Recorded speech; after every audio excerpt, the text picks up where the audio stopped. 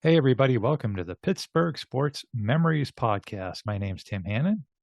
And Steve Wirt.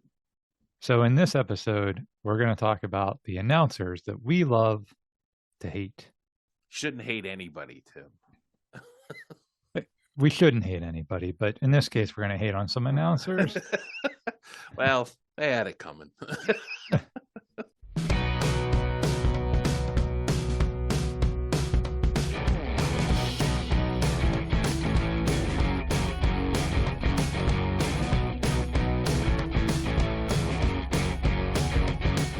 Yeah, so announcers are announcers obviously part of the game. They help narrate what we're seeing. They give us, insight. But a lot of times there are guys who we as Pittsburgh sports fans just plain don't like.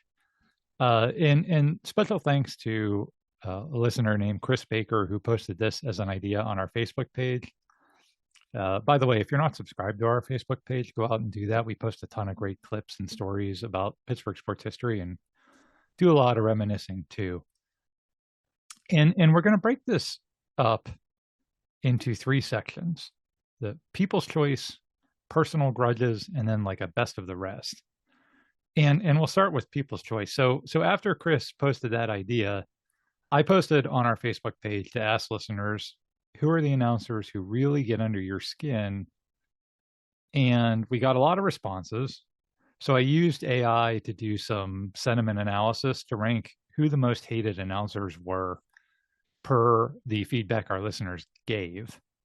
And we'll begin with the overwhelming winner, and it's this guy. Yeah, watch Shazier here. He has Jamal Williams in man coverage. He's going to try and flash a little blitz just to mess with the young quarterback. But then he gets caught in all the traffic of the screen, and off the Green Bay Packers go. And Ryan Shazier knows that he got a little too cute. Yes, it's Chris Collinsworth, or Chris Collinsworth less, as several people call him. It wasn't like an unfair criticism. Well, I just posted an example there. I mean, but there's part way worse. Like, or he kind of has like his little like pet phrases when he's like describing a player. He does. All this guy does is I think he does a lot of that, if I remember correctly. Yeah. People don't like that. People don't like that he kind of comes across as smug. He talks in that sarcastic voice, and people also think that he hates the Steelers because he played for the Bengals. I'm not sure how true that is, given that he has his anti-Steeler moments, but I think for the most part he does try to be fair. He does try to be fair. Yeah, and he played for the Bengals in the 80s, Steve, when the Bengals were good and the Steelers were bad. So I'm not sure he has like a whole lot of the trauma that the 2000 Bengals have, or right the 90s thing. Right.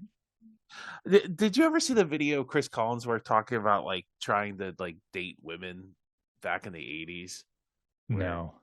Oh, I don't even know if I care to repeat it, but it's hilarious. If you have a chance, go watch it. It's like he prefers women that are, how can I say this, not as intelligent because they're easier to fool. He literally says that on camera. So, I mean, because it's 1983 and you're allowed to say it. Yeah, that probably didn't age very well. Well, and speaking of women, there was an incident in 2020 in which he said he was, quote, blown away by how much women in Pittsburgh knew about football. People thought that. Yeah, people thought that was sexist and patronizing, so he had to apologize. I thought that was a little bit overblown. I think he was trying to pay a compliment. Why are we defending Chris Collinsworth? The heck with him. I guess we're trying to be objective where we feel like, I don't know. I'll try and be objective. Yeah, and I have to make a confession, and hopefully this won't cause too many people to tune out or unsubscribe, but I'm just going to go ahead and say it. I don't really mind Collinsworth. I think he's kind of insightful. And I used to be in that camp. I was probably in that camp for 20 years where I couldn't stand him.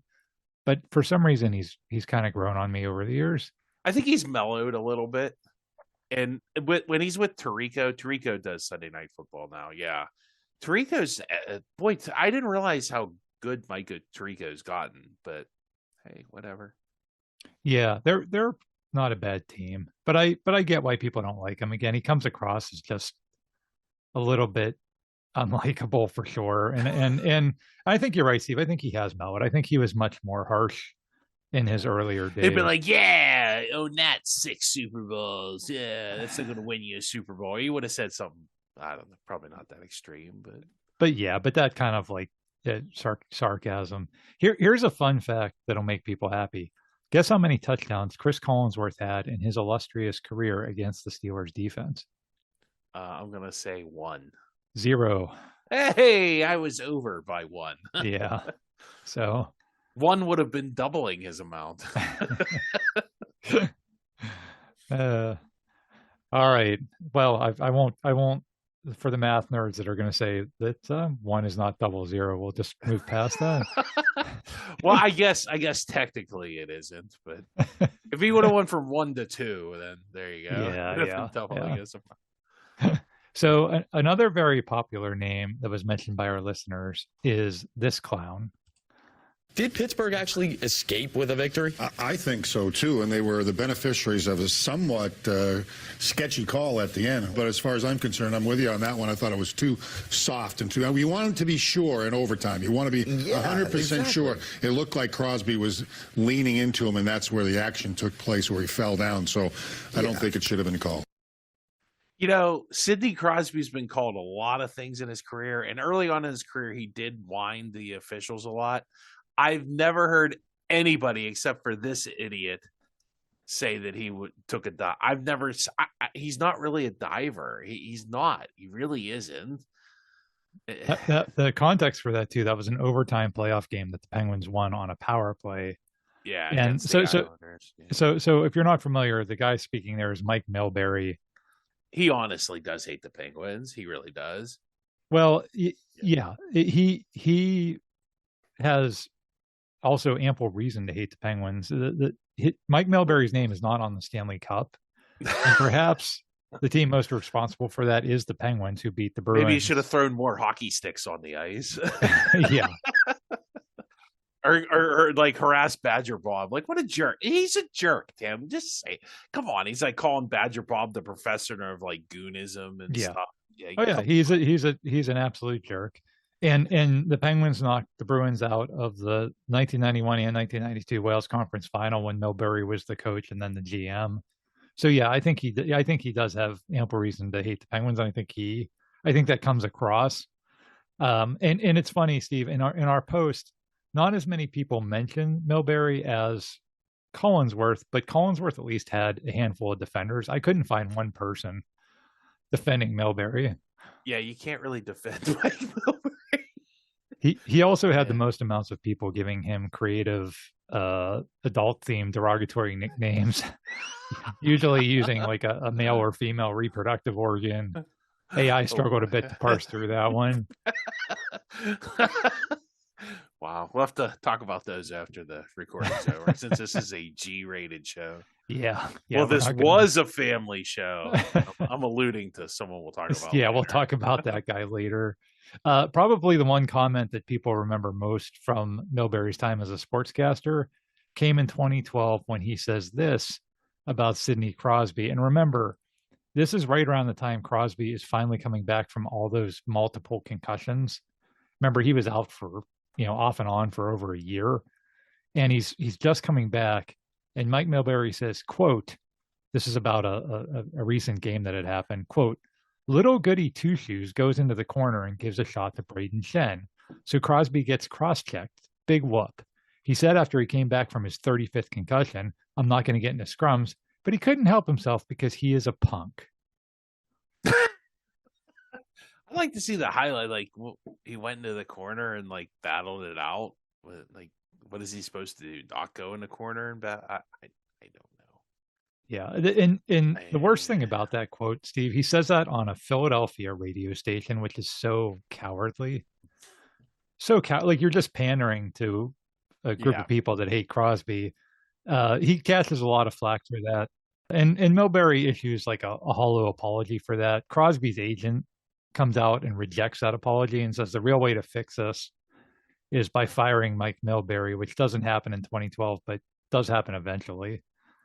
But that was due to a sexual harassment lawsuit, wasn't it? Or I thought it was something he said on the air that was like anti yeah, I think it was. You're women. Right. But now I heard it, and I remember. Now I'm gonna defend Mike. I didn't think much of it, but maybe I'm just a big sexist. I don't know. Well, I think, Steve, it's one of those. It's like Al Capone getting caught on tax evasion. It's not the worst thing that Al Capone ever did, but it was like nobody felt bad because it was a lifetime of yeah, doing a bunch of things that he should have got caught for.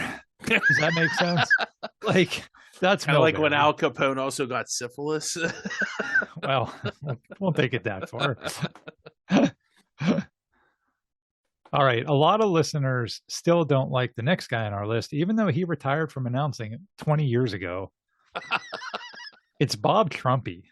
And I'll say, Steve, that in my house growing up, no one triggered the automatic turn down the TV and put on Myron on the radio quite like Bob Trumpy.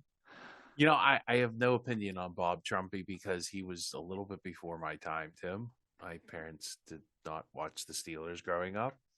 I remember him. I mean, similar to the first two guys, there was a perception that because he played for the Bengals in the 70s, he hated the Steelers. And I'd say, unlike Collinsworth, Trumpy was actually on a bunch of teams who were good enough to be contenders, but always got stymied by the Steelers. So he at least had, motive. Here's an example of that. This is Bob Trumpy getting really excited about the Oilers beating the Steelers. He's going for Hill. Oh! Touchdown, Houston! Put that one in the highlight reel. Unbelievable throw and an indescribable catch. Now, that's an isolated example there. So on one hand, it's like, oh, yes, eat it, Steelers, right? Or maybe he was just legit impressed by a diving catch by Drew Hill and not just excited that the Steelers were losing. Yeah, you could look at that one of two ways. It just sounds like he's getting excited and it cost us a game. And like Bob Trumpy probably didn't like the Steelers and maybe that, I don't know. I can't parse that out effectively. I'm sorry, Tim. Again, Steve, this is all perception. If I had time to capture hours and hours of Bob Trumpy Steeler game audio and run it through a computer program to determine how truly biased he was, then I would do that. But as it stands, perception is all we have to go on. Well, they say perception can, become your reality, Right. Right. And it wasn't just the fans either. The Post-Gazette used to call him Grumpy Trumpy. Grumpy Trumpy. Well, then maybe I mean, that's rare that the paper calls out somebody like that. Yeah. So. Yeah. Now, to be fair, there was some debate on Trumpy on our Facebook page. Some people said they found him really knowledgeable and that he had that great kind of like booming announcer voice that people liked. So, I mean, there were some people that said, no, he was pretty good. Here's a fun fact about Bob Trumpy, Steve. He hosted a sports talk radio show in Cincinnati. And one night a woman called in and said she wanted to kill herself. So Trumpy kept her on the phone and on the air for 2.5 hours. Yeah, I've heard this story. Yeah. Yeah. And she finally gives her location and they get an ambulance there. So he basically helped save the lady's life. Yeah. So he wasn't a bad guy. He just didn't like the Steelers very much. Well, I mean, or he liked Drew Hill's catch. He was really impressed by it in the snow. So the next guy on our list is another polarizing announcer, and one I think Steve and I will disagree on because I kind of like this guy, but Steve, like many of our listeners, is not a fan. It's Tony Romo. Well, let's see what happens next, Tim.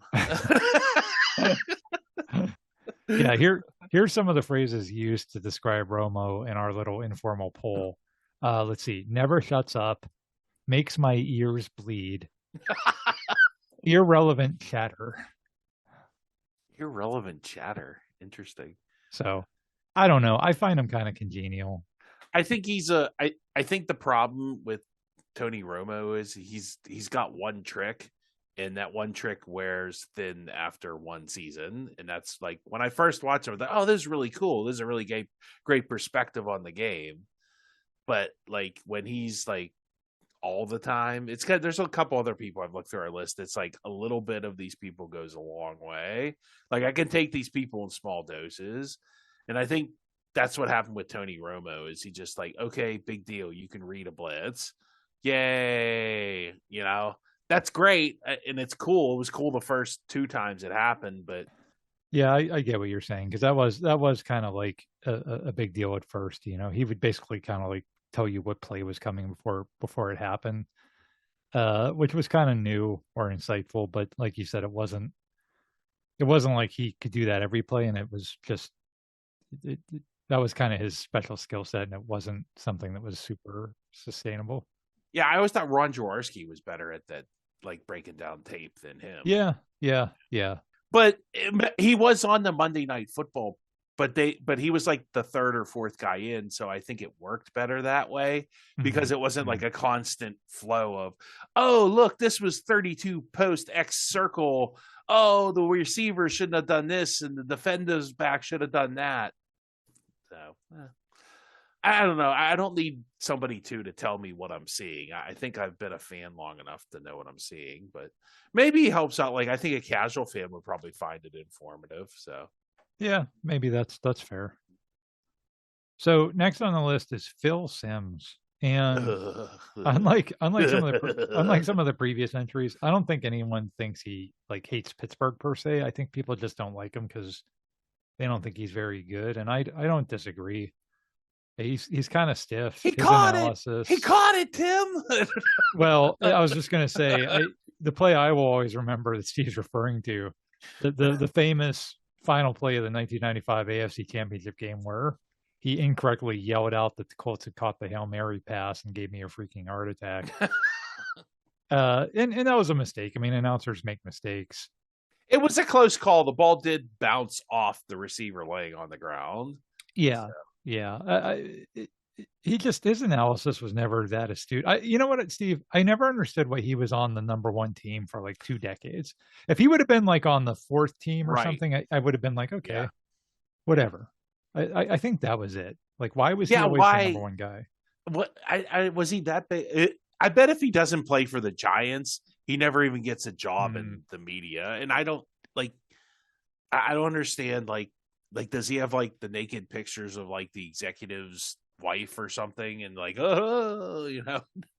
That's actually a good point. Is that I wonder if being in that New York market helped him.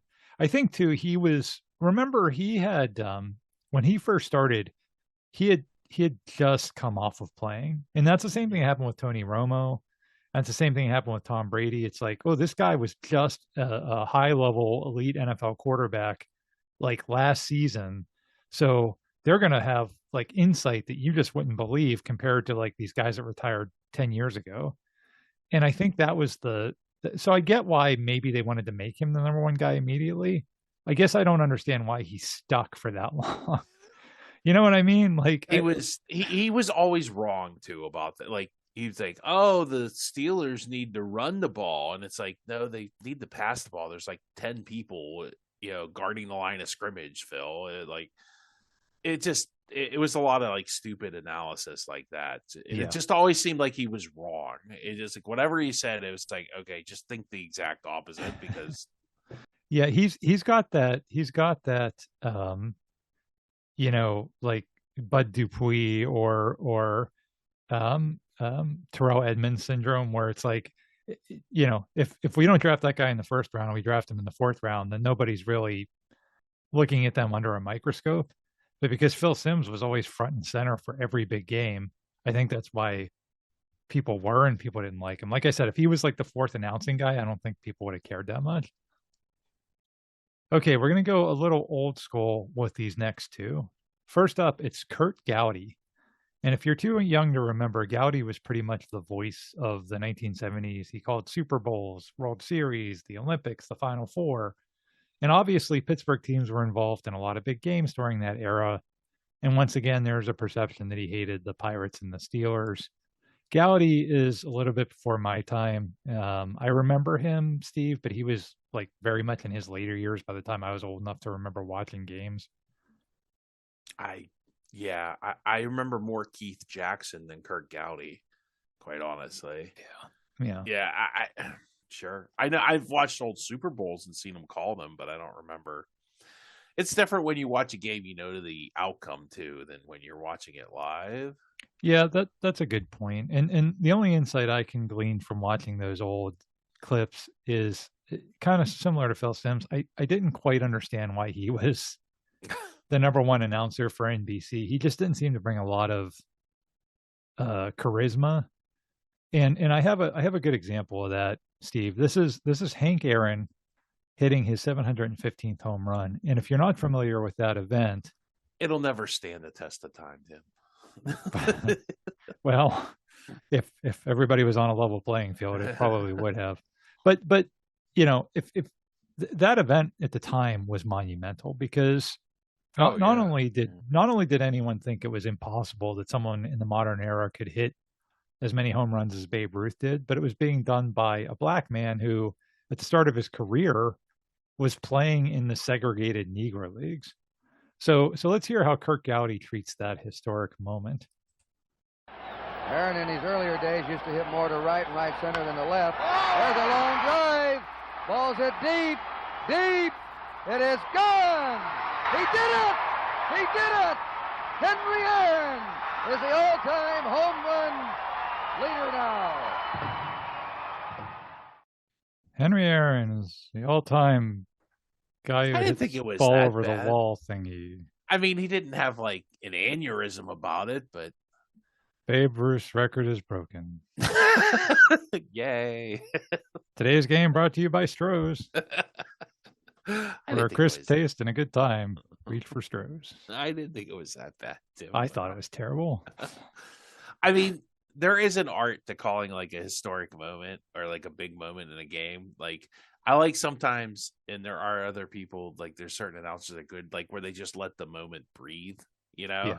Yes. Like they'll just be quiet and let you hear the crowd and watch what's happening. I think a good example of that, go back and listen to Vin Scully calling Kirk Gibson hitting that home run in the 1988 World Series. It's like, he is gone. And then he just lets you hear the crowd. Yeah. But he's not like, you know, he's gone. Oh my God. The greatest home run in here. Dodgers history. Right.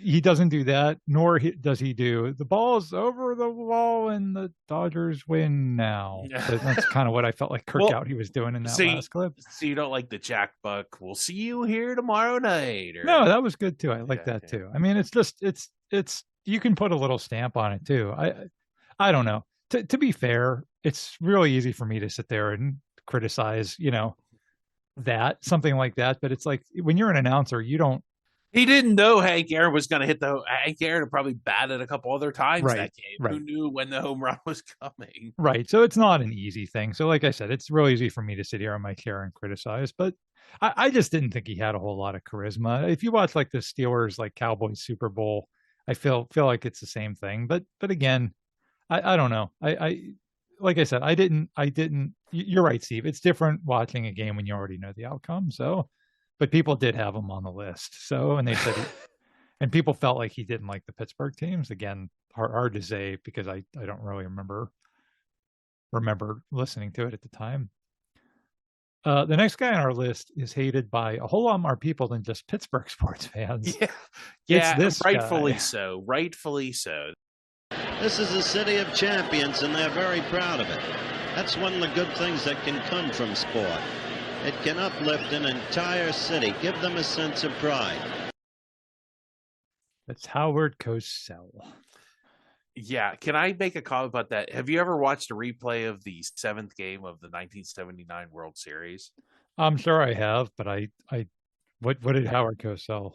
Howard Cosell did call that game, and apparently he forgot to change into his Baltimore baseball cap and jersey because like he just does nothing but like worship the Orioles. Oh, the Pirates are playing. Oh, the Pirates are winning. Oh, don't worry, this guy in the stands. I forget the guy. There's like some guy with a weird name, like Gorilla Jim. He wears like a cowboy hat and leads the cheer. He's like, oh, he's gonna bring like who cares? It's like, but he did a lot worse things. Like he was just very New York condescending about everybody else, every other city. If you're not from New York, you don't matter.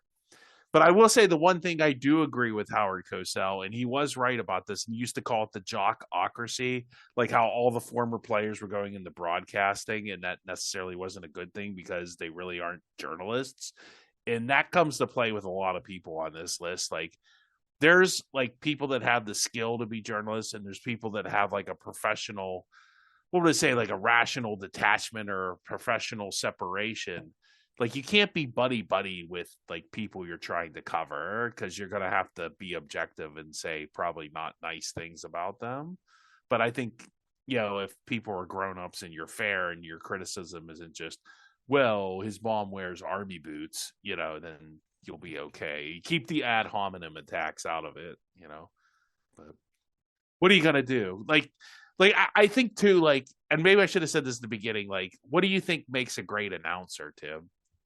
What are like some qualities? Because I know what I think. I have like two. Like if you're like covering sports. I think you're right that the impartiality is important. Now if you're like the Penguins radio announcer, that's right, a different thing. But if you're a national, for the national guys, that's impartiality is important. But I think just being able to have and it's a hard skill set to develop, that ability to kind of do what we said, like be able to narrate what's going on without overwording it, right, or underwording it, bringing some level of the excitement, because what you're watching is supposed to be exciting at times, right? So yeah, I think the two things I always look for is be knowledgeable and be entertaining. If you're those two things, then you're probably fine. You're going to be good. Well, to be fair, Howard Cosell was definitely entertaining and knowledgeable. So yeah. I mean, love him or hate him, he definitely hated like anything outside of New York. It just wasn't Pittsburgh. Like, didn't he like? There's like video of him like just calling the people from Buffalo like total rubes and stuff.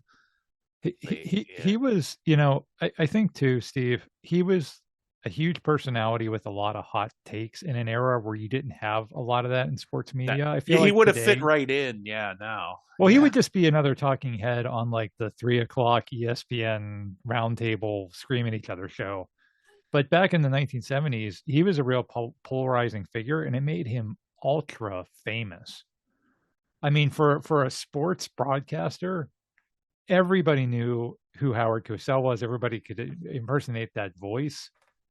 So, and I don't think that there was anything that really made Pittsburgh fans not like him that you couldn't apply to every other fan base. I think you either liked him rocking the boat or you were angry by it. Yeah. And two, like, it like to his own like detriment, he was like friends with Muhammad Ali, like really good friends with Muhammad Ali. So, how can you, I don't know. I guess nobody ever completely accused him of being objective about anything. So, yeah, probably.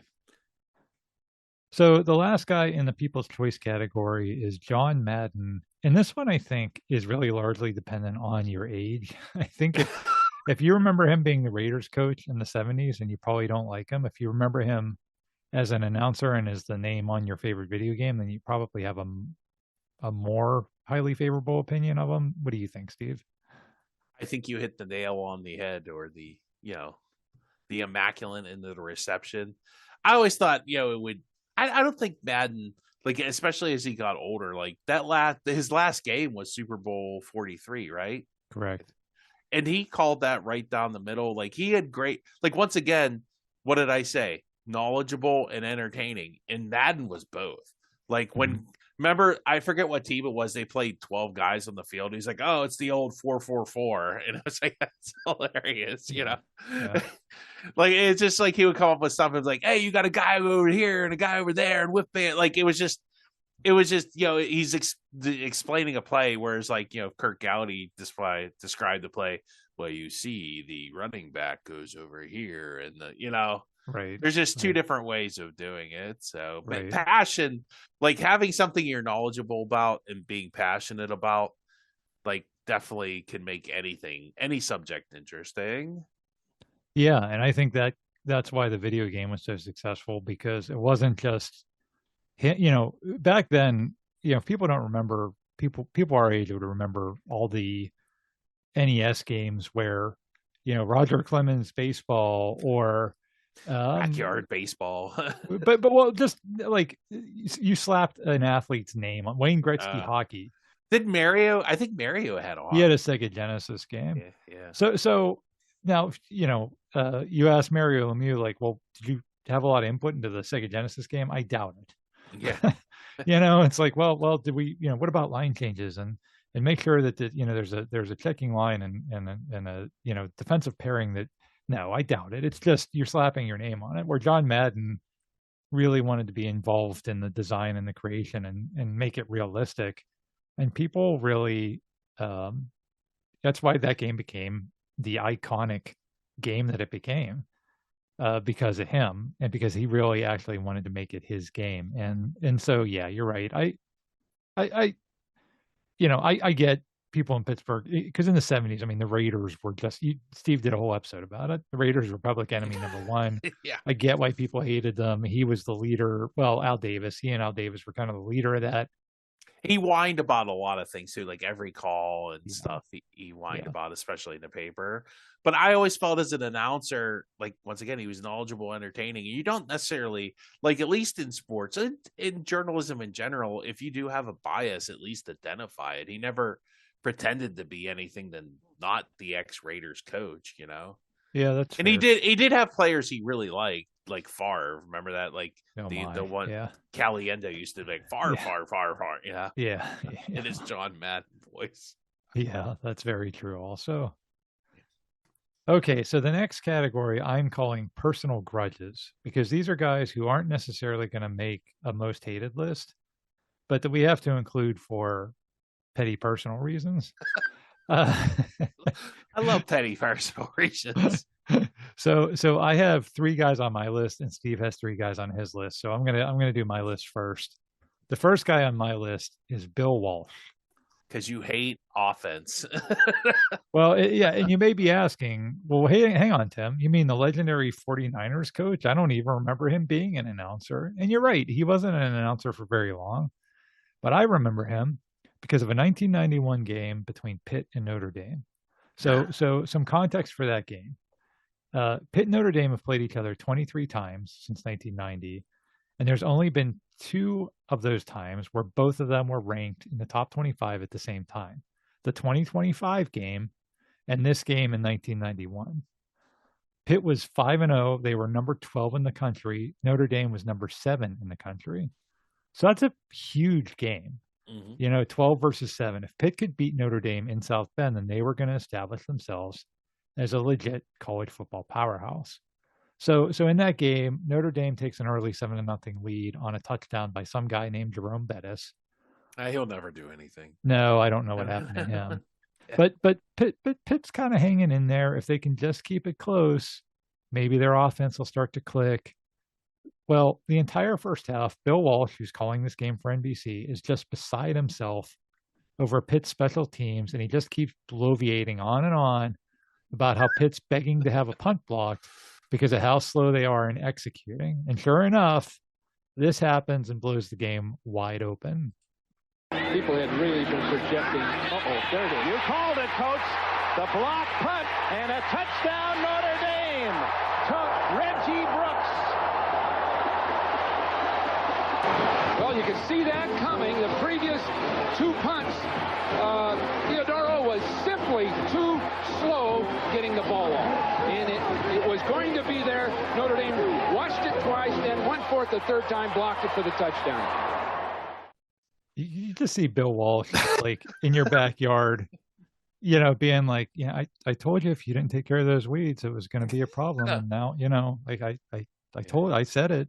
Like I just, yeah. So Notre Dame ends up winning in a blowout, and in my angry teenage mind, it's all Bill Walsh's fault. and that 1991 game, I know a lot of people wouldn't remember that, but that was really the high point for Pitt.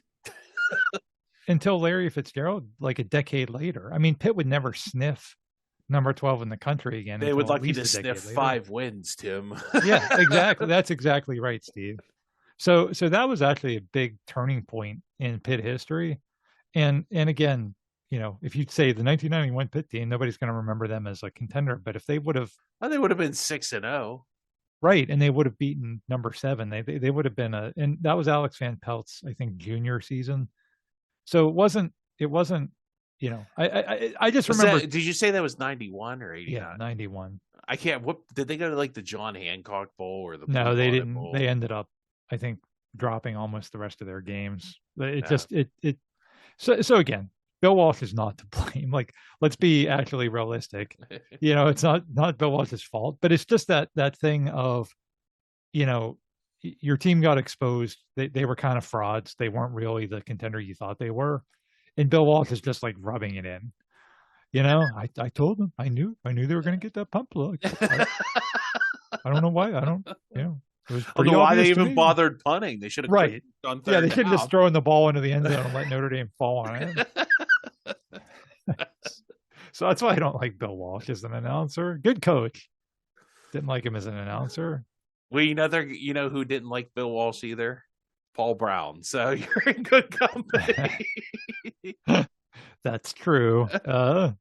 But Bill Walsh for way different reasons. And I'm sure Bill Walsh was like, I told you I could have won you 3 Super Bowls, but you didn't want to. So you wanted the Bengals to lose to in the Super Bowl to me, I guess. So oh well. Tried to tell you. Another guy who I have to put on the personal grudge list is Paul McGuire. He was a football announcer on NBC. Yeah, this is deservedly so. And he was on ESPN too. Not a bad announcer, but what I used to hate about him, he's too much. Well, his unmitigated love and affection for the Baltimore Ravens, and specifically a linebacker named Ray Lewis. Look at this. He's the best ever. I wish Paul McGuire would have announced that game they lost in the playoffs where Dan Kreider ran. Look at that, Paul. Look, Paul. Look, there's your boy. I forgot. I think I hate this guy as much as you do. So if you're wondering what Steve and I are talking about, take a listen to just a small sample size. Ray Lewis. Getting in your face, watching where the ball is, and then timing it perfectly. Number 52. That's the last time we really have to tell his number, I guess. Ray Lewis. Bang. What you have to love as much about him as anything, if this team was 0-15, he'd be playing exactly the same. You wouldn't know the score. You wouldn't know their record. Let me tell you something, Amos Zeraway. Don't stop when Ray Lewis is coming after you. You're not going anywhere. Ray Lewis is going to nail you. Was this the year where we met them in the playoffs? Or no? I wish it would have, because they met in the playoffs, and Zeraway had like over 100 yards rushing with Ray Lewis playing Ray Lewis defense. It's hard to I have to choke back the vomit listening to that. Yeah. Let me tell you something, Damus Zeraway. You just don't even bother running the ball. just take a knee, because Ray Lewis is going to smack you in the face. Just shut up. So yeah, that's why Paul McGuire's on my list. The last guy on my list is Sean McDonough. He's got that accent. It's his accent that annoys more than anything. And he's a nepo baby. well, Sean, and to be fair, Sean McDonough has had quite the distinguished career. He's called NFL, MLB, NHL, NBA, college football, college basketball. He's won awards. He's highly regarded in the field of broadcasting. Jeez, I didn't realize that. Wow. But every time I hear his voice on a sporting event, I have an instant trauma response, because literally all I can hear is this. I know it's coming. The 2-1. Line drive and a base hit. Just as the score of the tying run. Green to the plate. And he is safe. Safe at the plate. The Braves go to the World Series. See, that's actually a good job by him, even though it's a jerk-off play. But no, he was definitely safe there. He wasn't. It's because he does get excited, but then he kind of goes quiet and lets the crowd roar. It's just that he's the voice of the worst. Wasn't he there for the slide? I think he was there for the Tyler. Was that the Tyler Palco slide for Walt Harris too against UConn? Oh, great! even better. But just like the you're safe, and it's like that Mickey Mouse, like he's safe, ha ha ha ha, Braves win, ha ha. So it's not necessarily Sean McDonough. It's just that he had the unfortunate task. Well, that's which probably, he actually didn't do a terrible job of. Steve, I said petty personal reasons. Okay, well, you're allowed. You're allowed to be petty. So that's my list of 3 guys. Steve has some picks for this category too. So Steve, I'll let you kick us off with your picks. All right, my petty pick. First off is like a guy probably nobody would really pick would be Jim Nantz, and he's just so vanilla, Tim. It's hard to. I don't know what to say. He's not very like. He retired from March Madness doing them in 2023. And I think he's just like a golf announcer. I think if he just stuck to golf, he'd probably be fine because he just strikes me as like a golf announcer calling NFL games. Like we need like a polite clap when someone scores a touchdown.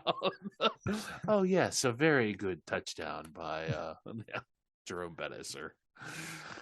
But and then there's the infamous fart incident with Phil Simms during a wild card game between the Steelers and Dolphins, which the Steelers won.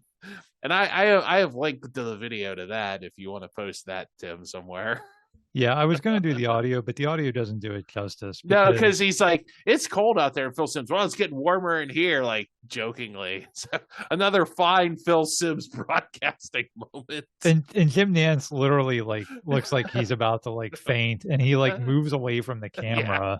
Yeah. Like before they cut away, he's like, I gotta. He's get like, out of I'm here. worried about you. Yeah. Yeah. Yeah, it's a pretty funny clip, but again, you can't. It doesn't do it justice unless you actually see the video. Yeah, Jim Nantz is he's fine. I don't feel strongly one way or another about him.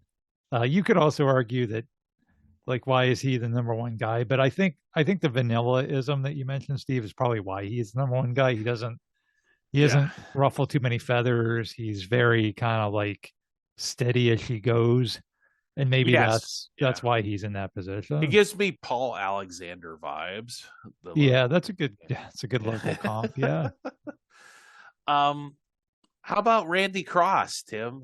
He played for the 49ers, and he just he was a CBS game commentator from 89 to 93, an NBC game commentator from 94 to 97, and then back to CBS from 89 to 2009 for NFL games. I think he has an obvious bias against the Steelers. He just gets way too happy when the Steelers are losing, and he comes off like as a conceited jerk, like kind of like a know-it-all, and like he's always wrong. Like there was a game where, and this is actually on I guess the Young Turks used to have a football podcast of some sort, and they were talking about a game the Raiders were playing when Tom Cable was the coach, and there was a minute and a half left, and Randy Cross is like, why are they going for it on 4th and 10? It's like there's a minute and a half left and they're down by 1. What do you want them to do? And even that Ben Mankiewicz or whatever was like, yeah, this was a terrible announcement. And then they end up picking up the first down, and Randy Cross is like, well, they just got lucky that worked out. It's like, what are you talking about? You're just horrible. So, the conceited jerk. I think I used to think the same thing. He was very pompous, but he's always wrong. There's no reason to be dude. Have a little humility. You're wrong 80% of the time. Yeah, and even if he wasn't, it's still carry yourself with just a little bit of he looked like I played in the NFL. And I played on the 49ers, and we won Super Bowls, and I know more than all of you common people know. And that's kind of how he carried himself. He would talk about himself in the third person too. Randy Cross knows this game. Yeah. He would be one of those guys for sure. So that's enough. I mean, Randy Cross is always a good guy, but I'm saving my best for last. The pièce de résistance. and I dug up a lot of dirt, and I spent like way more time researching this than I probably should have on this guy. Steve really got into the hate part of this one. Yeah, for no good reason. And that would be one Jim Gray. He's been around a long time. Like, I remember I was researching, I think, a game, one of our other podcasts, and he was like a sideline reporter, and like the Steelers were playing the Colts in a playoff game, and he's just sitting there, oh, the Steelers know they need to run the ball better and blah blah. And it was just like, okay, Jim Gray, like, you don't have a scoop here. He's just very smarmy, not like conceited, but like smarmy. That's like, a good word. Yeah. And and like he has like this, oh, I'm like this tough, hard-nosed reporter thing, but it's just a facade, because he's only like that with certain players that he doesn't like. And the examples of this are, there was a Game 2 World Series, I want to say early 2000s. It was 99. 99, yeah. Before the game, too, they interview like they had like an all-century team for baseball, right. And they had like, what's his name? The guy from Boston before he died. Ted Williams. They had like a bunch of like guys that were still living at the time. Like it was 1999, so they were doing like literally that was going to be the last couple of baseball games of the century. Yeah, so they had like obviously Hank Aaron there, like I forget, probably Ernie Banks, whoever, like you said, all these living legends. Like, Nolan Ryan was probably there, maybe Roger Clemens, whoever, not Roger Clemens, he was still playing, but you know what I mean. Right. Anyway, so they have Pete Rose, because he's the all-time hit leader in Ty Cobb's Dead. But he comes up and he's like, oh, given all the stuff about, the gambling, do you want to take time to apologize for that? And Pete Rose is like, oh, I'm just here to celebrate baseball, and I never did that, and fine. So Pete Rose lies. Just leave it at that. I think if Jim Gray just would have asked this question and left it at that and said, okay, Pete, well, that's, well, how do you feel about this being inducted to this team? If he would have moved on to the next question, we probably even remember this happened. But no, he goes, well, given all the evidence, don't you think, he's like freaking, like, I don't know, like a 60 minutes interview. Yeah, like he's Mike Wallace or something. Yeah. It's like, it was literally, the context of this was, it was on the field, right after they had introduced everybody. It's like, here's Ted Williams, who's 90 years old and in a wheelchair. Well, yeah, they had introduced everybody. Pete Rose got a big ovation, and it was like, oh, let's go down to Jim Gray. He's with Pete Rose to, and you're thinking like that would be the time, like you said, for, Pete, what does it mean to you to hear all the fans, cheering? And, what do you think about having all these, being amongst all these other legends? Like those kinds of questions. It was not the time or place for a gotcha interview. Yeah, and Pete Rose, to his credit, actually handled it well. Like, now he lied about the gambling thing, but he didn't make a big deal. He just, I'm just here to be part of the team, just happen to be on the same field as these other great players, like stuff to that extent, typical, whatever. Well, here, I have some audio of that. Yeah, here. Yeah. And this is the end of this is like after Jim Gray was pressing him for like 2 minutes. Yeah. Just constantly, like, again, like grilling him. And it becomes a story after the game. Like, it takes away from like a great game too. It's like, Jim Gray. People were angry. Hang on, let's play the audio. Yeah. Hang on. Those who will hear this tonight will say that you have been your own worst enemy and continue to be. How do you respond to that? Yeah, I'm surprised you're bombarding me like this. I mean, I'm doing an interview with you on a great night, a great occasion, a great ovation. Everybody seems to be in a good mood. And you're bringing up something that happened 10 years ago. Well, I bring it up because I think people would like to see you get it on. Pete, we got to go. We got a game. It's a prosecutor's brief. It's not an interview, and I'm very surprised at you. I am, really. Well, some would be surprised that you didn't take the opportunity. Smarmy, like you said. Yeah. It's so surprised you didn't take the opportunity. And he does that all through his career. And it's like, okay, fine. You're a hard-nosed reporter. You're going to get that answer. Okay, there's a time and a place for that. If Pete Rose would have agreed with a sit-down interview somewhere with you, and you hit him with those, and Pete Rose doesn't answer, what can you do? What can you do, Jim? Like, you going to give him sodium pentanol, truth serum? What are you going to do, man? You end up looking like the bad guy, and you made Pete Rose out to be a martyr. Out of all people, that's the funny thing. You're right, Steve. That was Pete Rose ends up being the good guy in all this, because people were angry. NBC was deluged with phone calls and emails and everything else. And like, did Jim Gray actually in his head think, I'm going to get Pete Rose on national television after, 10 years of denying this to admit that he actually gambled on baseball? I think that's actually what he thought. And he was going to win some kind of like broadcasting award for breaking this huge story. Like, I think that he was that full of himself in that moment. So after game 3, which is the next game, a guy named Chad Curtis hits a walk-off home run to win that World Series game for the Yankees. And he decides he goes up and Jim Gray tries I have to audio of that too, Steve. Oh yeah, sure. Go Want to ahead. hear it? Here's Chad Curtis's interview with Jim Gray after that home run. And this is the next day. Man of the hour is with Jim Gray. All right. Thank you very much, Bob. Chad, tell us about that pitch. I can't do it. As a team, we kind of decided that, we because of what happened with Pete, we're not going to talk out here on the field. I do want to say that was for you, though, Grandma. Thanks. Well, Chad, you don't want to talk about the home run? All right, Bob. Back upstairs to you. So that was like Chad Curtis. And Chad Curtis is no hero. He's kind of a jerk. He's like one of these, we got to play baseball the right way kind of guy. And and the Yankees deny that like they had anything to do. Like, they're like, no, we weren't involved with this. This is all just Chad Curtis, doing his thing. But the fact that he even had the balls to do that, is wild. You're making Pete Rose and Chad Curtis the good guys. Like I remember when that happened, I'm like, good for you, Chad Curtis. Like, good for you, Yankees. And I was like, wait a second. But that's how you felt, because they were right. I hate to say it, Chad Curtis was right. He should have snubbed them.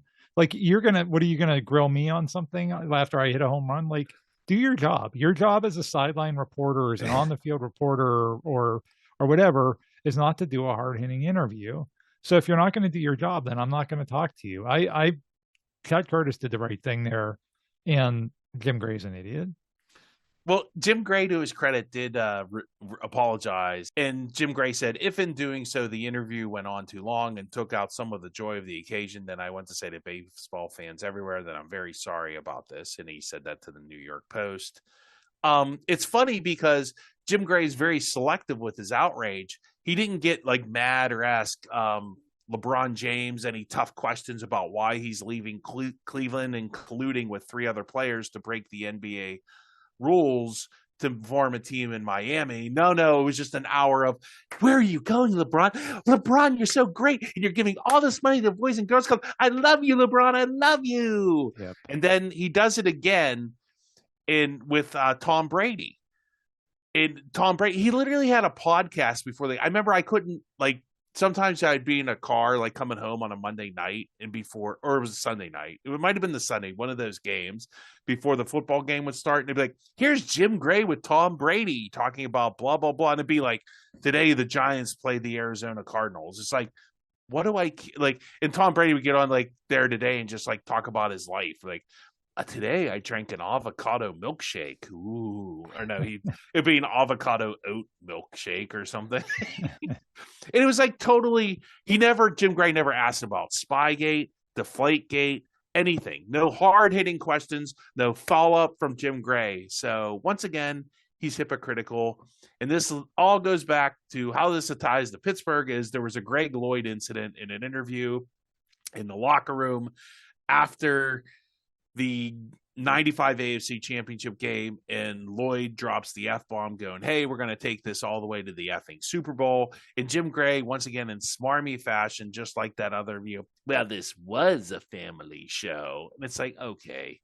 So Jim picks and chooses who he wants. He's just really a hype man. My dad used to say that about the ESPN sports media. They've just, even Howard Cosell just became a hype man for Muhammad Ali. And that's the same. Jim Gray's just a hype man to whatever athlete that will pay him enough money and has enough clout to make him famous. So Jim Gray's biggest fan is Jim Gray, and that's who he's faithful to.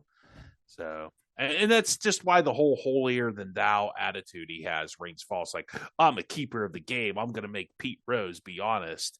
No, you're not. You're just there, collecting a paycheck, and you never ask a tough question. If Pete Rose was paying for your interview, you would have asked him every softball question you could have. So, yep.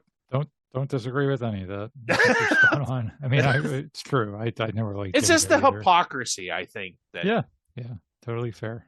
Yeah. Okay, I'm throwing a bonus guy in this section, and it's Al Michaels.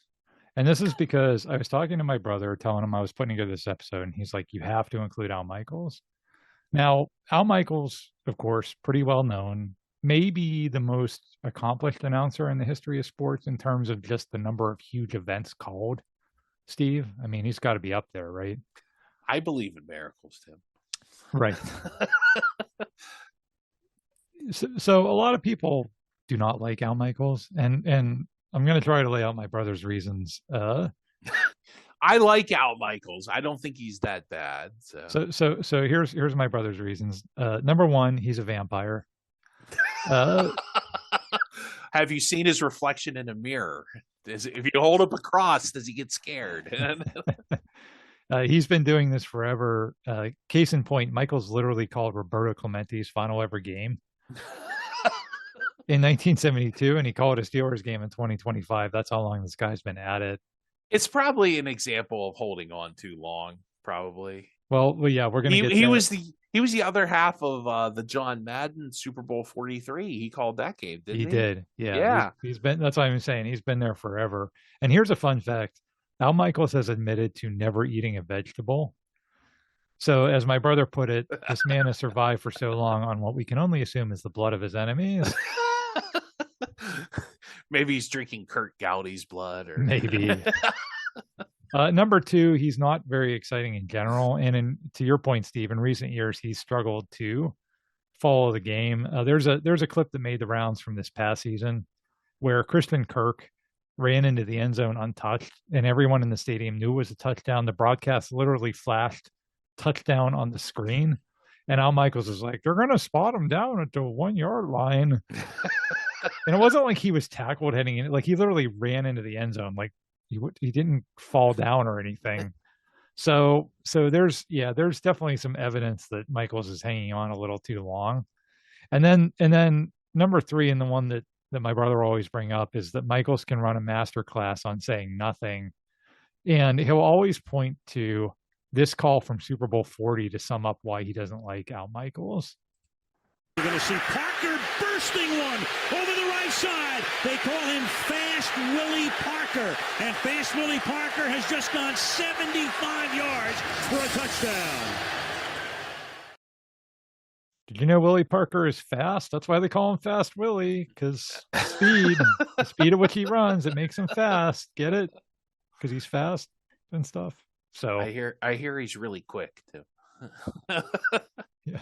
No, Steve, he's not quick, Willie. He's fast. That's totally different. Totally different. He's speedy. Nope, not speedy. He's fast. So you don't mind Al Michaels? I mean, I don't really watch the Amazon games much because they're normally god awful. I haven't noticed the decline. That's what I'm trying to get at. I haven't seen enough of his recent work there's another guy, I can't stand Herb Street. So talk about a Ohio State Big Ten homer. Ugh. Yeah. And you're right. Those games, those Thursday night games always seem to be like somebody in the AFC South versus somebody else in the AFC South. And not a very entertaining Today, it's the 1-5 Titans versus the 1-5 New Orleans Saints. Let's see what happens. Right. Exactly.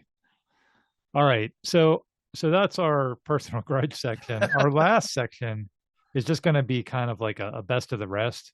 These are guys who were mentioned in our poll, or who Steve Roy just wanted to throw out as possibilities. So maybe guys who generated like pockets of hate, but not really universal. And we'll start with Ian Eagle. I don't know how you hate Ian Eagle. Some people. So he's a guy that he seems to. First of all, I don't know why, but the Steelers seem to get a lot of him these days. Well, he's always like the fifth guy in, isn't he? Because like they used to call it the Ian Eagle low def games back in the days when they would only televise so many games in high def. Those were the good. Yeah. He gets, which means he gets the worst of the commentator or color guys too. Yeah, and some people said they find him annoying. I'm with you. I don't really have any strong opinions one way or the other His about son Ian calls Eagle. games now too. Do you know that? No, Yeah. no. Yeah, Chris Collinsworth's son too is. Well, I think they got rid of him, didn't they? I have no idea. I just that's how long those guys have been around, though. Well, I guess I guess Chris Collinsworth found a woman that was not intelligent enough to shoo him away. Yeah, maybe. Yeah. It's like, son, let me tell you about the intelligence level of your mother. That would be Chris Collinsworth. Let's see who else we Gus Johnson is a guy who tends to be polarizing. I love Gus Johnson, but I get why people don't like his over the top kind of style. Yeah. Could you play do you have the clip of Brandon who's it, Brandon Stokely scoring that touchdown against the Bengals for the Broncos? Yeah, I don't, but he oh man, I wish you had that. Like you think he's having a stroke. I love Gus, but he's like another one of those guys. He's good in small doses. Like I can take like one game of him like a couple months. Like after that, it gets to be too much. It's too much. It's too much. It's like, and what a shot for 3 points. The score is 90-50. It's like, okay, yeah, guys, chill, man. Yeah. It's not that big of a deal. No, that's totally fair, and so I get why he rubs people the wrong way. Greg Brown is a little bit like that. The Pirates announcer, he can be like that sometimes too, and I think people just sometimes tire of that. But I don't know. I like him. Todd Christensen, another ex-Raider who never seemed to be a big fan of the Steelers. Yeah, he definitely had like know-it-all kind of attitude. Yeah. Very erudite. I mean, it'd be like if George Plimpton was doing a broadcast. Yeah, they are struggling today, like Hercules did in his 7 trials of the. That's like, okay, God, yeah, Joe. Yeah. Yeah, very pompous, very elitist. That's how he always came across. Joe Namath. I never liked Joe Namath. I've talked about on the show before, but I always thought he was overrated as a player by the generation before us. And I also thought he was never a good announcer. I still remember him calling numbers because he didn't always know the guy's name. Number 87 is awesome today. Number 64 had a nice block on that run, and I'm like, you don't know their names, do you, Joe? Well, all I know is this scotch tastes great. Right. Yeah. Where's Susie Colbert? Yeah.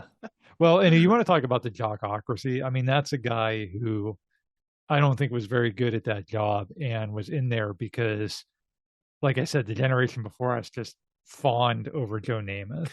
Because of he won one big game and was everything that the baby boomers loved. Because he's the opposite of Johnny Unitas. He was anti-establishment. Yeah, it's the Simpsons episode. It really is. Yes, that yes. where Homer's mom oh, that wild hair and free spirit. Right. That's exactly right. O.J. Simpson was mentioned a few times in our informal poll, but I feel like people don't like him for reasons that have nothing to do with broadcasting.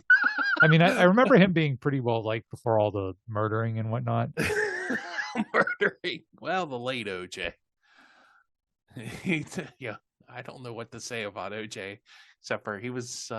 Did he advertise for Hertz or Budget? I think it was Hertz. It was Hertz. Yeah. They can't take that back, can't they? Yeah, but I'm sure they want to forget that. But I mean, people liked him though. I mean, that's why it was so shocking whenever all that stuff happened, because people actually liked OJ. But so like I said, I feel like the memories of him are a little tainted by what he did after he was a broadcaster. How about Joe Buck, Steve? Yeah, I can take him or leave him. I don't know. Once again, another guy I'll turn on the Manning cast over with. It's him and Troy Aikman on Monday Night Football. I don't know. I never was that bothered by the comments when Randy Moss pantomimed the mooning thing, and Joe Buck, that's sick. That's just sick. It's like, okay, Joe, that's a little over the top. He didn't really moon anyone. Nothing happened. I feel like Joe Buck's a good example of a guy that maybe started off as you used the word nepo baby before, And I think he used to be really stiff, and he used to like that Randy Moss thing that was 20 plus years ago. And I think he's gotten a lot more polished over the years as I've listened to him. I think he's very good.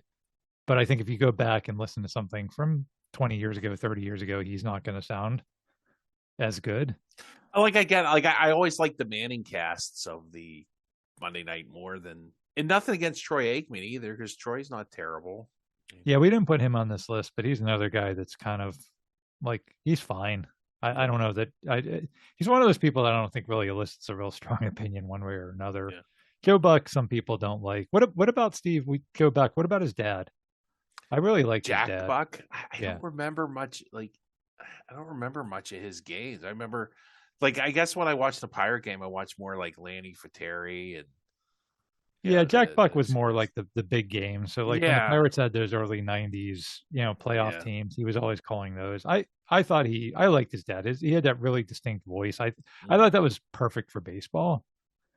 I still think Vince Scully is a better announcer. And I agree. Keith Jackson, I loved on college football. Whoa, Nelly, we got a burner here. 65 and double overtime. Yeah. Yeah, no, I agree with you. Vin Scully was a better baseball announcer, but I still like Jack Buck. Dan Dierdorf always had really strong opinions. That turned some people off. I don't know. He just retired a couple of years ago, didn't he? He was around for a while, yeah. Yeah. I'm surprised. What's his name? I don't see his name on the list. Dan Fouts didn't make the list. He could be kind of a jerky. Why didn't I put Dan Fouts on there? That's a good call, Steve. I really don't like Dan Fouts. I strongly dislike Dan Fouts. You want to talk about? Is he retired now too? From announcing, maybe.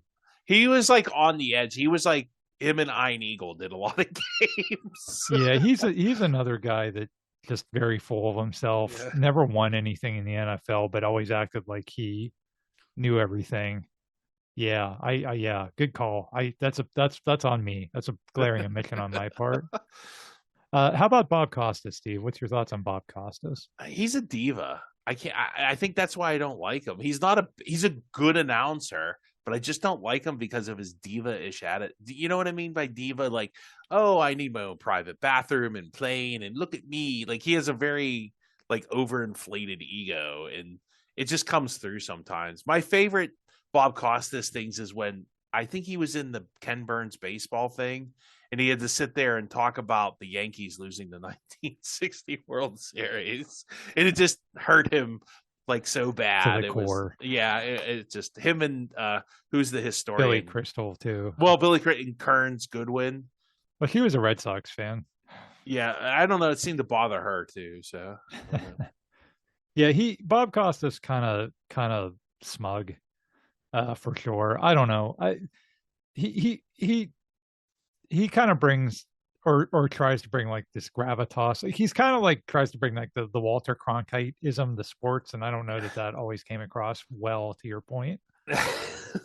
I was watching a Pirate game, their opening day 2026, and Bob Costas narrated the opening, and I thought of you because you always say, "Oh, Bob Costas could make me care about anything," but yeah.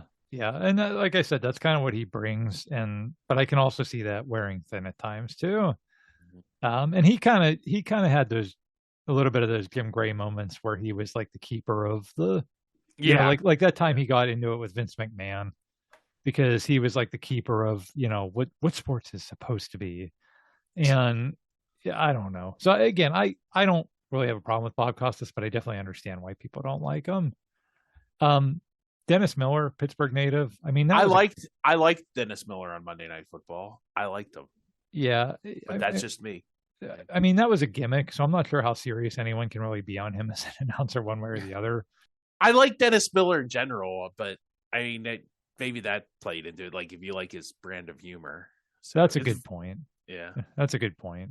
Yeah, and that was really the point. They were trying to recreate what they had with Howard Cosell, where they were just trying to be, you either love him or hate him, but you can't, you have to tune in just to hear what he's going to say, kind of thing. I don't think it really worked. No, he only lasted 2 or 3 seasons. Yeah, right. Yeah. a few people on our list mentioned Don Criqui, said he always seemed to be rooting against the Steelers. I never thought that. No, I have to disagree because him and the next guy on your list, I actually like. And I'm not saying they're great announcers. I just kind of grew up with them, so maybe that's why. Yeah, I was going to say I've listened to Don Criqui call a lot of games, and you have too. And I never really inferred that he was anti-Steelers. But next guy, I know the next guy. I'm going to describe the next guy as soda pop. You know he's bad for you. You know you shouldn't drink it. But good God, I love this man. Yeah, Steve's referring to Don Criqui's longtime partner, a guy named Beasley Reese. He is totally not good at football, but I love him. He's a likable. Sometimes they're just a likable people, and he was just like he had like silly sayings, and he was just he wasn't necessarily anti-Steeler. Remember they moved him to the sideline, and he was even worse on the sideline. Yeah.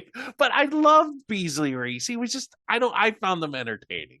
Yeah, I was just gonna say that word, Steve, because you said knowledgeable and entertaining. I don't know that he was necessarily knowledgeable, but he certainly was entertaining. Yeah. He was always like the fourth guy in because him and Creaky would get like a lot of Steelers game because maybe they weren't that good or they were playing a team that wasn't that good.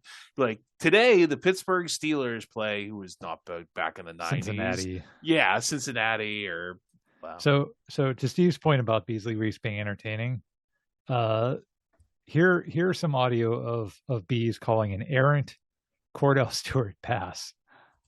You know what? You let him take you to the carnival. He can win you a doll. Watch this throw. I remember this. All you have to do is hit the pylon to win a doll. I love Beasley. I forgot about that one. Yeah, that's Cordell Stewart throwing, and Cordell Stewart didn't have the best accuracy, and that's him. Well, he was getting blitzed on the play and tackle. He was, but that's him like hitting the pylon of the end zone rather than getting it close to a Steelers player. And Beasley, yeah, like if you take him to the carnival, he'll win you a doll. I love, but I don't know. It was endearing. It was sometimes, yeah, it just was endearing for whatever reason. But I could see why people might not like that. Yeah, endearing's a good word. I'd like that. Some more guys on the list. Eddie Olczyk, former Pens coach. What do we think about him, Steve? I don't know. He seems okay. I don't remember him doing as many Penguins games as I have Kentucky Derbies. I don't know why. It always seems like I always see him on the Kentucky Derby or what's the next one? The Belmont Preakness or the Belmont, Preakness. Yeah. It's like today hi-hat is going off at 5-2. That's a good deal for my money. And he's actually a pretty good horse handicapper. So. Yeah, he's all right. I don't have anything against him.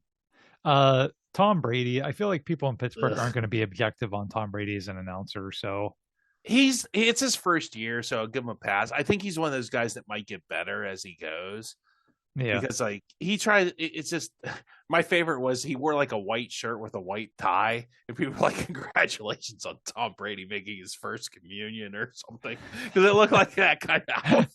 You see kids wear their first communion. But like he tried to rank the passes. Oh, that's a B pass or that's a C pass. Like, okay, Tom, whatever. Like I said, people in Pittsburgh are never going to be objective on Tom Brady. I think he'll come. I think he's going to come around, but I don't know. Tom Brady doesn't have much of a personality. Like he's tried to like, oh, I got personality. Like you never did. You were always very vanilla.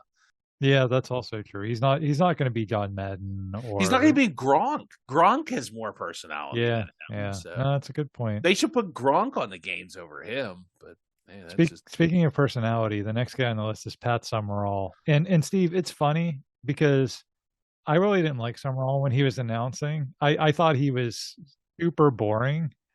But like now when I hear his voice on an old broadcast, I get like these good nostalgia vibes. Isn't that weird?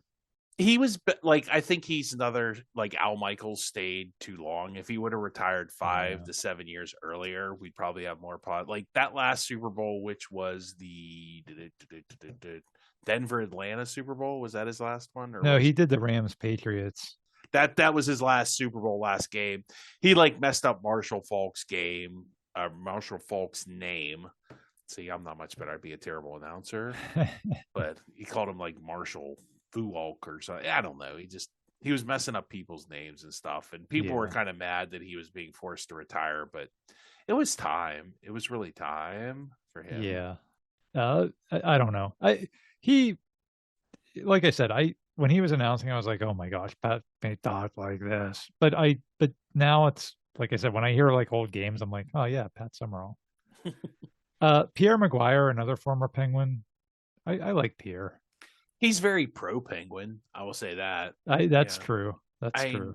If you're looking for more objectivity, you probably don't want to really listen to this. I could see like if you're not a Penguins fan, you might not like Pierre Maguire. Yeah. I don't know. He's like one of the guys they put in between like the benches sometimes, Correct. right? Yeah. He's like, hey, look at me get hit in the face with a puck. Woo. Like, whoa, should have ducked. Yeah. So let's round it out with some broadcasting legends. And let me list these guys, and then I'll ask you, Steve, if any of them annoy you at all. Dick Enberg, Vin Scully, who we talked about, Doc Emmerich, Mel Allen, Keith Jackson, who we talked about, and Marv Albert. Wow, can I say each of these guys? Because as you were saying, I was saying their catchphrase, like Dick Enberg. Oh my! Yeah. Vin Scully, I don't know. Does he have a catchphrase? I don't remember him. Like, did you ever see like the movie with the Kevin Costner plays the pitcher? Yes. And like Vin Scully has like this opening. Like it's an amazing. Whoever wrote that, and then Vin Scully's delivery is amazing. That's why Vin Scully's a legend. Yeah. Doc, I don't know. You can't. The only thing that Doc ever did wrong was be a Pirates fan, and that's not really his fault.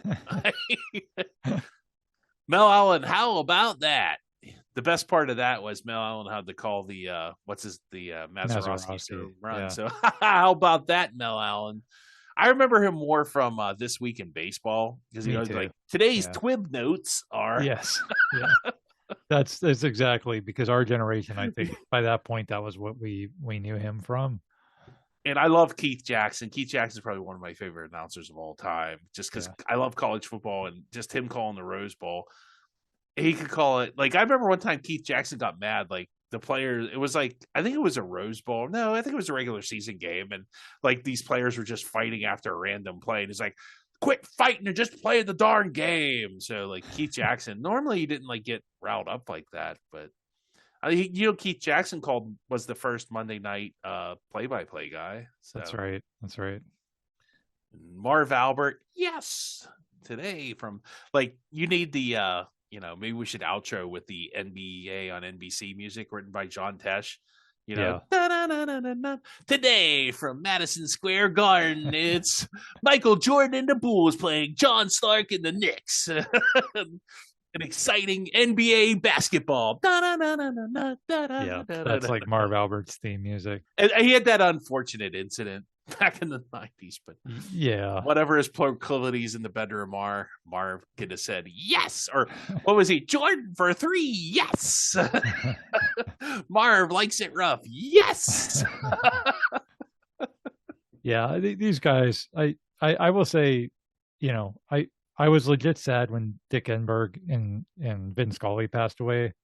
Dick Enberg, especially, he's the voice of so many of my memories. And I think I'll feel the same way when Doc Emmerich dies because he's also the voice of so many of my memories. And Doc, like, had that way of like making you break out into like a cold sweat in the first period of the first playoff game. If they give it, the team that scored first in this series has won every game.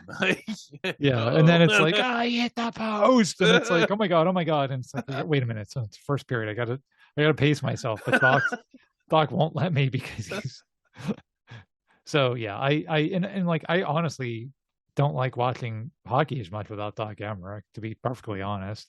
Maybe they'll put Sean McDonough back on. Well, and they have like Marv Albert's brother usually doing a lot of the which he's fine too, but I miss Doc. So yeah, I think all those guys are pretty good. I don't have a problem with any of those guys. So that's our episode. Hope that was a fun one, and glad we got to let the listeners have a say in this episode.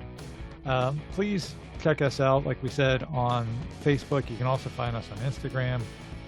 Please rate us on your whatever podcast service you're listening to, because that really helps other people find the show. Word of mouth is great too. If you feel led to tell other people, hey, I listen to this podcast and I enjoy it, we would appreciate the referral. Thanks everybody for listening, and we will catch you next time.